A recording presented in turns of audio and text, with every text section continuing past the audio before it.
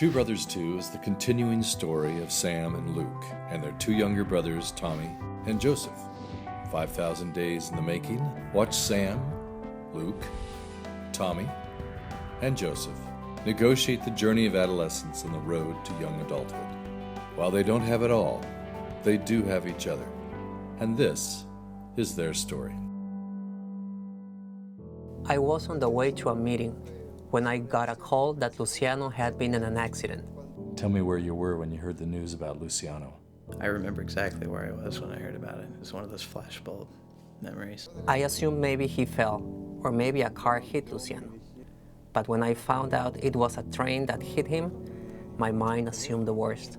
When I got to the hospital, I saw Luciano. His leg and arm had been amputated, but he was still alive. I just want to go back to being the same kid I was. So we left the hospital, obviously, and I started a new life. For example, it's like being a baby all over again. You have to learn how to eat, how to walk. Because my immediate reaction is, okay, well, we need to figure out how to solve this because probably I have the best chance of anyone to help Luciano, or at least be a part of helping Luciano. And I also knew him, and I knew what his potential was, and I baptized him. And How much pain were you in throughout the whole process? A lot of pain. And where did it hurt most? En el orgullo. My pride. Yo siempre soy una persona. I've always been that kind of person that likes to do everything independent, do everything on my own. That's why I say it's like being reborn, because you feel small, you feel defenseless all over again. I mean, just imagine how hard just simple things like showering is when you don't have your right arm, leg, and eye. What scares me is crossing the street with a wheelchair. It makes me feel like I can't help or control anything. the idea was to work backwards from what Luciano needed to have a functional life, not about what we thought was possible from other people and other examples. It was, okay, this is what he needs to have a functional life, and we just need to figure out how to get there. Or that we're considering raising like $200,000 for a kid in South America. When I was looking at other fundraisers that were really struggling for $10,000, I was just like,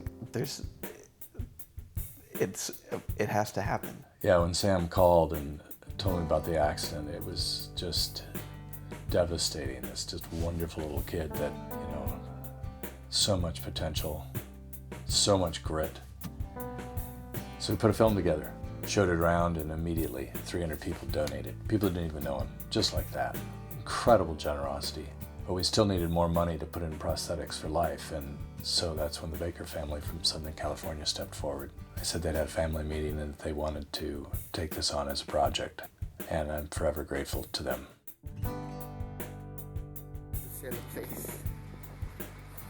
Luciano, ya hombre, hace bien el video. And I ended up having more surgeries and losing even more of my arm and leg. That's where I was when I heard that you and the Nelsons had used my footage to raise money to bring me to the States for treatment. I couldn't believe that so many people I didn't know could care about me. Yeah. I mean, just this project, combined with a few other things, is the only conceivable way I can see. I can imagine to raise $250,000 for a random kid in South America. When you heard that all these people had donated money and that lawyers and doctors are donating their services, how did it make you feel? At first, I had no words. I took it as an opportunity and a promise to me and to them. I will move forward for them. I'm going to win.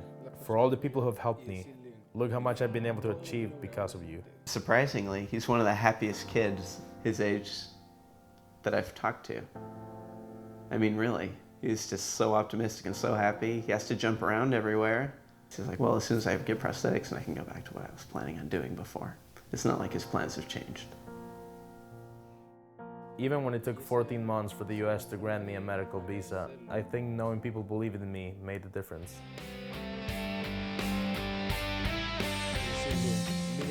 And then it happened. My father and I received the visa. The bakers sent the tickets, and we were off to spend Christmas with the Stevensons and the Nelsons, whose kids performed their annual Christmas play in our honor in the worst Spanish I've ever heard. Si estaban listos a tener un bebé. Un bebé. Si estaban listos a tener un bebé. In the new year, we traveled to Loma Linda, where the top doctors in the world who build the most advanced prosthetics were willing to treat me. Many of the Iraqi veterans get treated there. I remember you mentioned that I've been a runner and they threw in a $50,000 foot for running. Talk about motivation. After your accident, during our interview in the hospital, I asked you if you wanted to be an example, and you said, no, I just want to be a normal kid. Back then, I just wanted everything to be back to normal and thought that everything was going to be back again, like it was before.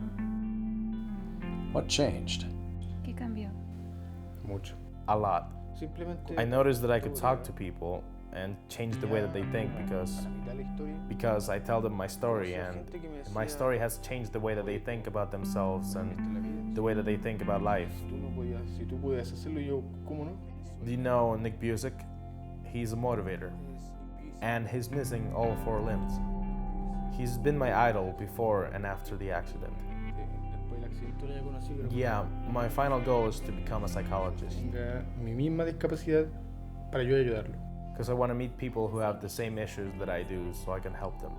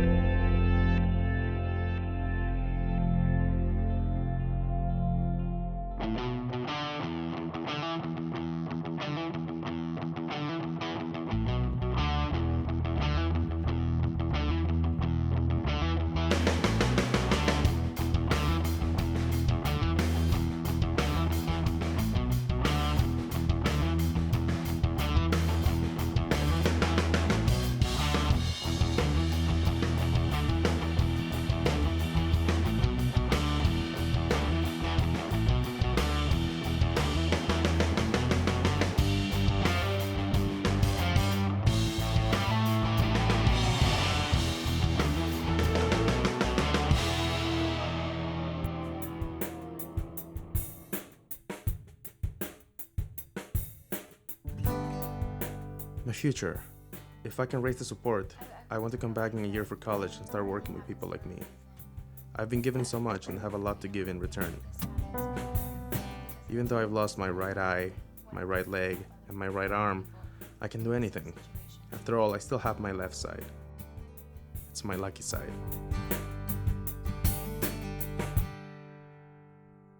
In hindsight, that was a very, very, very ambitious goal. But I really did believe that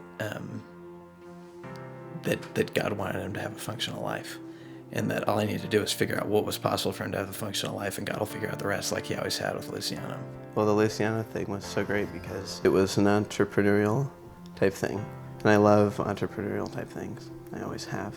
On the mission, you're essentially you're a catalyst for helping people change all of the time. When that thing happened with Luciano, I realized, you know what, I can be a catalyst for things on a scale that was never even possible on the mission. I could do bigger things. What do you most want to do when you grow up? Okay, well, I want to be an entrepreneur when I grow up. The decision not to go into dentistry was, I felt like I had a better chance of having an impact on the world on a bigger scale if I did something different. And if I did dentistry, I'd always wonder if I could have. So yeah, me and my friend, we started a business. There's a lot of things that are hard about it. You don't know if you're going to have a job or be okay a month down the road. So think about the safe Sam, thinking about dentistry, versus the Wild West Sam right now. I guess the real me is the Wild West Sam. I have no idea what my future will look like 15 years from now. Your perfect future. I'd build a successful startup, and one that makes a difference in other people's lives. Coming up in the series. So yeah, we start dating, and I start conspiring to marry her, and with wedding bells also ringing for Luke. But next we focus on Salmon, Luke's little brother. It sounds like Luke's had the most powerful impact on you of all your brothers. Is that accurate? Yes. What is it that's bonded you and Luke? I think it's mainly just him being an example for me. Luke, your mission call's sitting right here, and I was like, what? It's like he was right here, my best friend, and now he's preparing to go to Cambodia. And it's like, when I get a letter from him, it's like I hang on to every word that he says. I feel like Luke is like the definition of hard work with especially with his football and everything. So you're training pretty hard to get this quarterback spot. I've been doing a lot of training, and then I go to a camp most every Saturday. My quarterback coach, he talks about how I'm a little bit too much of a perfectionist because I hate not being able to do something, as my goal is to be the varsity quarterback. So you're gonna beat out this other kid that's trying too, huh?